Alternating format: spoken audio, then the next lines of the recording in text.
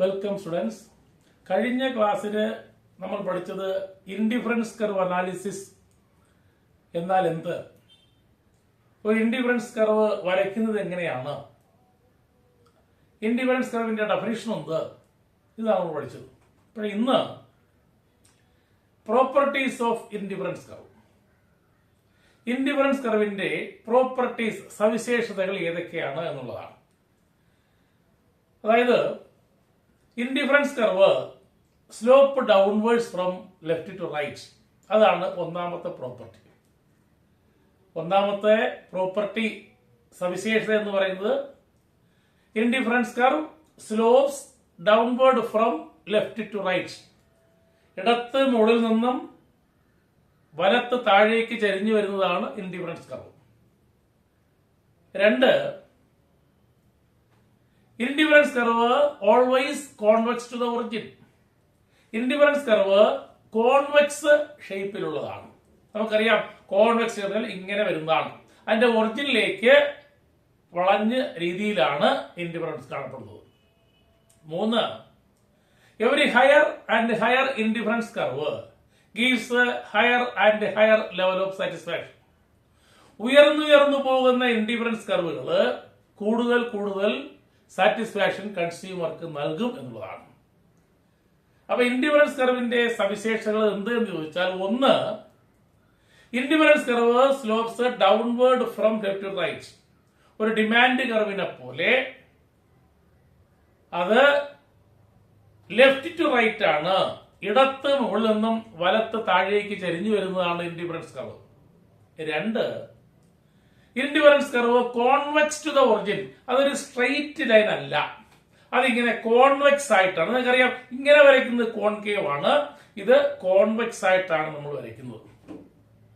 മൂന്ന്, ഒരു ഇൻഡിഫറൻസ് കർവിന്റെ മുകളിലായി കിടക്കുന്ന ഇൻഡിഫറൻസ് കർവ് ആദ്യത്തെ ഇൻഡിഫറൻസിനേക്കാൾ, താഴെ ഉള്ള ഇൻഡിഫറൻസിനേക്കാൾ കൂടുതൽ സാറ്റിസ്ഫാക്ഷൻ കൺസ്യൂമർക്ക് നൽകും. അതായത് every higher and higher indifference curve gives higher and higher level of satisfaction to the consumer എന്നാണ്. മറ്റൊന്ന്, two indifference curves never intersect each other എന്നാണ്.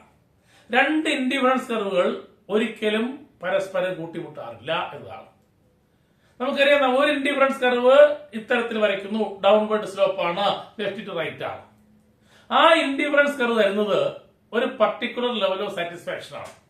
കഴിഞ്ഞ ക്ലാസ്സിന് പഠിച്ചല്ലോ നമ്മൾ, ഒരു ഇൻഡിഫറൻസ് കർവിലെ എല്ലാ പോയിന്റ്സുകളും കൺസ്യൂമർക്ക് നൽകുന്ന സാറ്റിസ്ഫാക്ഷൻ ഈക്വൽ ആണ്.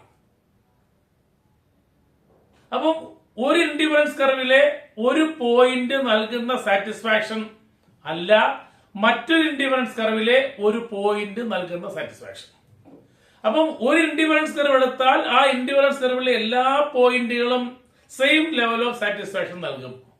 വേറൊരു ഇൻഡിഫറൻസ് കർവ് എടുത്താലോ തരുന്ന വേറൊരു തരത്തിലുള്ള സാറ്റിസ്ഫാക്ഷൻ ആണ്. അപ്പൊ ഒരിക്കലും രണ്ട് സാറ്റിസ്ഫാക്ഷനുകൾ തമ്മിൽ പരസ്പരം കൂട്ടിമുട്ടാറില്ല എന്നുള്ളതാണ്. എന്ന് പറഞ്ഞാൽ two indifference curves cannot intersect each other ആണ്. ഇൻഡിഫറൻസ് കർവുകൾ പരസ്പരം കൂട്ടിമുട്ടാറില്ല എന്നുള്ളതാണ്. ഞാൻ പ്രധാനമായ പ്രോപ്പർട്ടീസ് ആണ് പറഞ്ഞത്, ഒന്നുകൂടെ പറയാൻ ശ്രദ്ധിക്കുക. അതായത് ഒന്ന്, ഇൻഡിഫറൻസ് കർവ് ഇടത്ത് മുകളിൽ നിന്നും വലത്ത് താഴേക്ക് ചരിഞ്ഞു വരുന്നു. Indifference curve slopes downward from left to right എന്നാണ്. രണ്ട്, ഇൻഡിഫറൻസ് കർവ് സ്ട്രെയിറ്റ് ലൈൻ അല്ല, convex to the origin. Indifference curve convex to the origin ആണ്. മൂന്ന്, higher and higher indifference curve gives a higher level of satisfaction to the consumer. ഉയർന്നുയർന്നു പോകുന്ന indifference കർവുകൾ കൺസ്യൂമർക്ക് ഉയർന്ന തലത്തിലുള്ള സാറ്റിസ്ഫാക്ഷൻ നൽകും. മറ്റൊന്ന്, ഒരിക്കലും രണ്ട് ഇൻഡിഫറൻസ് കർവുകൾ പരസ്പരം കൂട്ടിമുട്ടാറില്ല. Two indifference curves cannot intersect each other. ഒന്നുകൂടെ പറയുന്നു. ഒന്ന്, generally indifference curve slopes downward from left to right. രണ്ട്, നെഗറ്റീവ്ലി സ്ലോപ്ഡ് ആണ്. മൂന്ന്, higher indifference curve gives higher level of satisfaction ആണ്.